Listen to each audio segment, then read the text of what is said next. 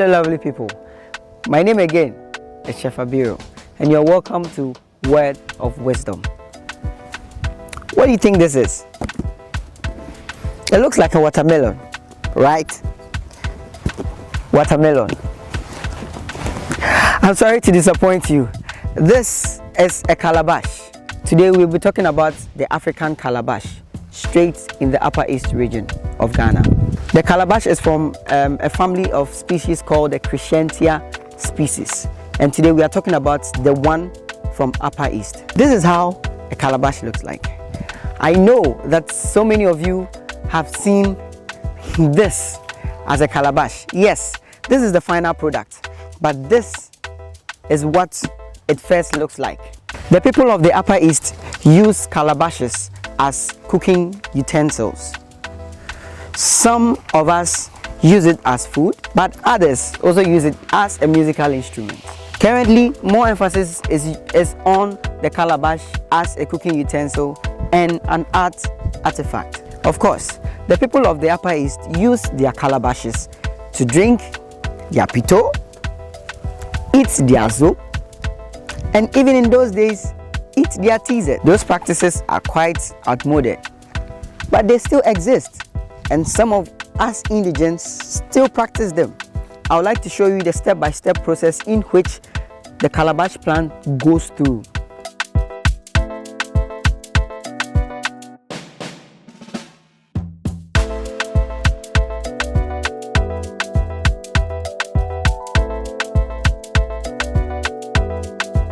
So first of all, I would introduce to you the calabash seed.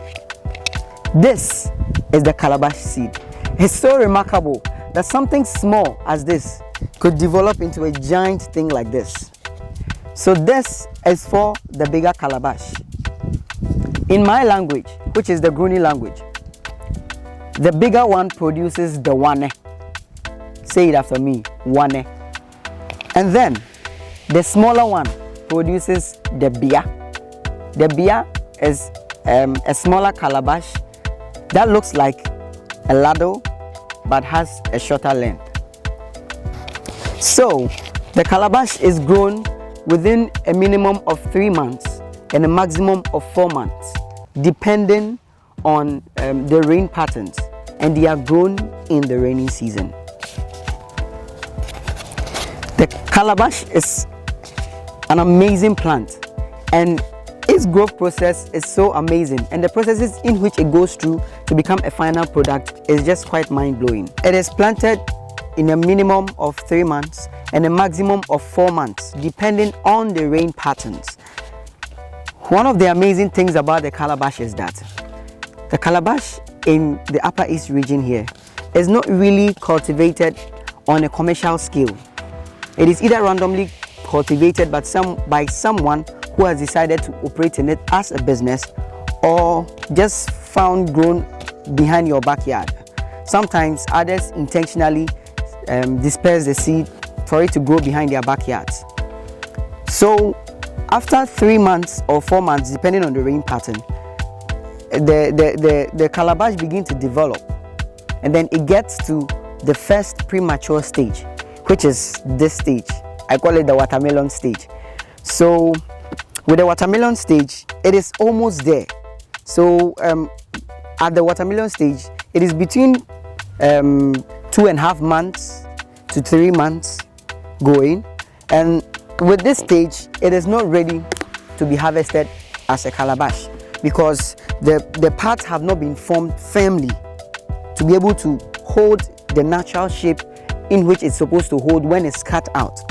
So at this stage, it is premature for harvesting. Then after this stage, it gets to the harvesting stage, which is around 3 months to 4 months, again depending on the rain patterns. And you see, one thing that would make you realize that the calabash is ready for harvesting is this brown patch. You will begin to realize browning on the outer skin. As compared to this, it is fully green and purely and solely prematured. But with this, you could see signs of dryness, meaning it is ready, and it has developed all the necessary tissues to make it a wonderful calabash. Then, so when it gets to the harvesting time, you would need a special tool. Others use knives, others use sickles to cut this. But with the cutting of the calabash, you need a special skill. So it is not something that everyone could do. So you need that skill, of course. And then, so after the harvesting stage, the next stage it would have to go through is the preparation stage. So in the harvesting stage, you would cut it open. This is it. So after this, it is being aged in a big water bath so that all the tissues will be scooped out. So after this stage, after the harvesting stage, where the seeds are taken out, it gets to this stage. It gets to this stage. So with this, you could see that the browning is coming even. The browning is coming even as compared to the first harvesting stage. So you could see that after it has been harvested, this will be soaked in a water bath so that all the other tissues inside will be easily scooped out and easily washed out. One thing to note is that if the calabash is not harvested right, you will not have your calabash in a good form. An example is this one. This one has been pre-harvested. So it has lost its shape, it has lost its form, but that is not the end of the road for this beautiful artifact. Once there's a problem like premature harvesting, correction can be made by putting sticks or stones to mark out the kind of stretchiness you would want it to stretch, and then it is cooked. Yes, it is cooked. The calabash is cooked for a minimum of 2 to 3 days. And once that is done, during the cooking, expansion occurs. And once expansion occurs, it picks the form of whatever object is used to straighten it. So that is another wonderful thing about the production of calabash.